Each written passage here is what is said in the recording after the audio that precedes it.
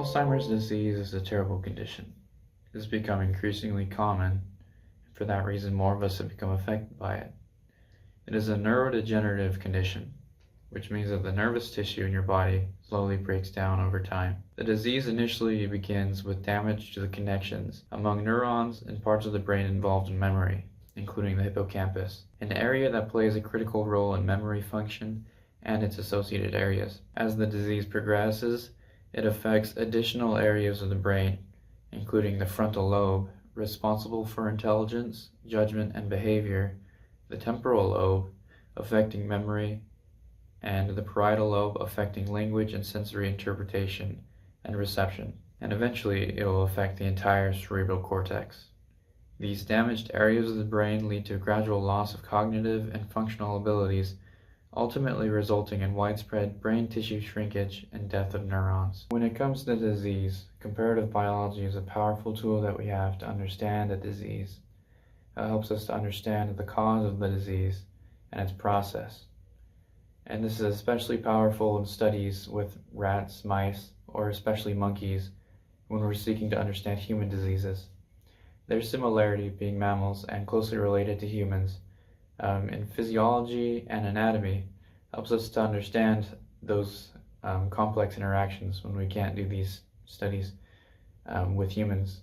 With that said, most chronic diseases in humans can be found in other mammals, if not other mammals, then usually in primates, except for Alzheimer's disease and dementias. This can be explained because humans are unusually cognitively advanced in comparison to other animal species. This is likely a large contributing factor to the surprising prevalence of Alzheimer's disease in humans, while similar diseases remain very uncommon and much less severe even in other primates, our closest living relatives. A scientific review was done by a few researchers at the Department of Neurology and Yerkes National Primate Research Center in Atlanta, Georgia. They had done this in affiliation with other neurological focused and primate research institutions. They had published this review on the presence of Alzheimer's disease in non-human primates.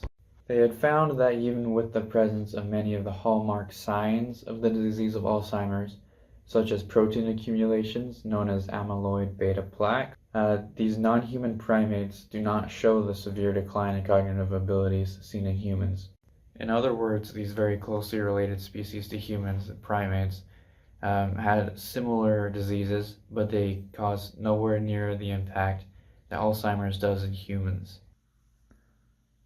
And that raises the question, is the greater prevalence of chronic diseases in humans, especially Alzheimer's, more of a result of the difference between the normal physiology of humans and other animals, or is it because of environmental factors that animals are not exposed to?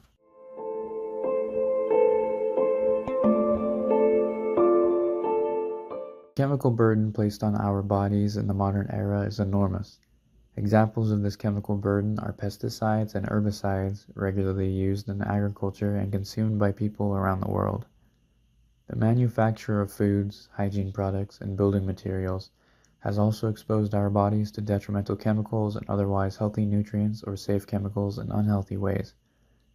Recent research has elaborated on the presence of microplastics in drinking water and persisting in most people's bodies. There is an emerging and compelling body of evidence to suggest that electromagnetic frequency exposures are also a significant contributing factor to chronic disease. Global atmospheric air quality is also at an all-time low. Conflicts of interest among governmental and industrial powers create significant barriers to improving our environment. From an apolitical approach and purely concerned with consequences to our health, these factors present in our environment are intimately involved in the prevalence in chronic disease, including Alzheimer's, and as mentioned previously, is surprisingly unique to humans.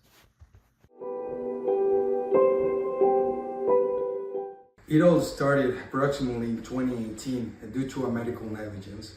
My grandpa had to go to the doctor, just a normal visit, and they found out that he had sepsis. It was a blood infection. That blood infection was caused inside of the hospital. So he just aged faster than most people. That was when Alzheimer's first appeared.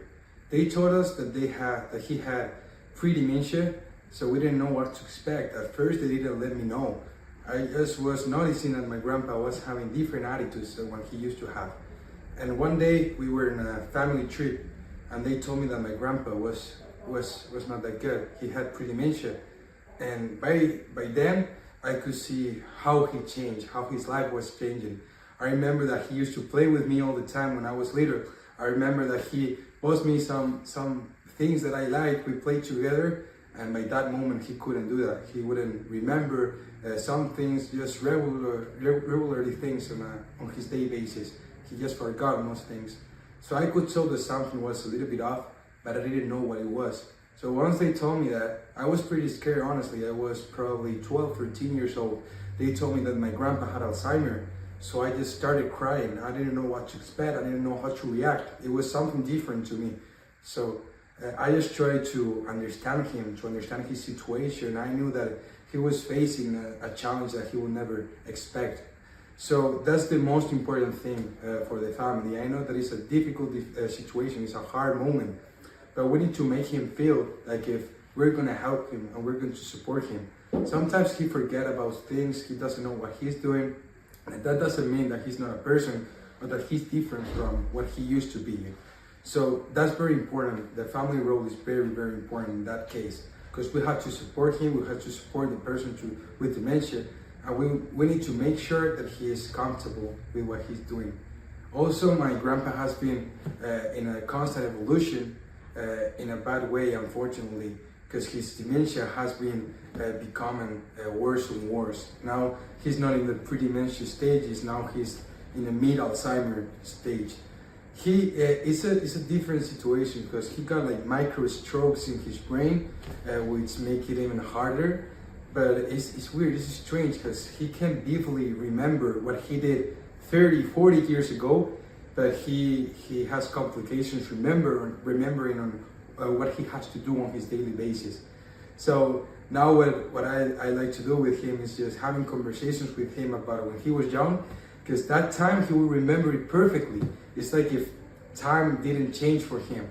But otherwise, if I'm speaking on a daily basis, stuff he will forget. And it's hard to see how someone you love so much is forgetting himself and forgetting his roots, because he doesn't even know who he is right now.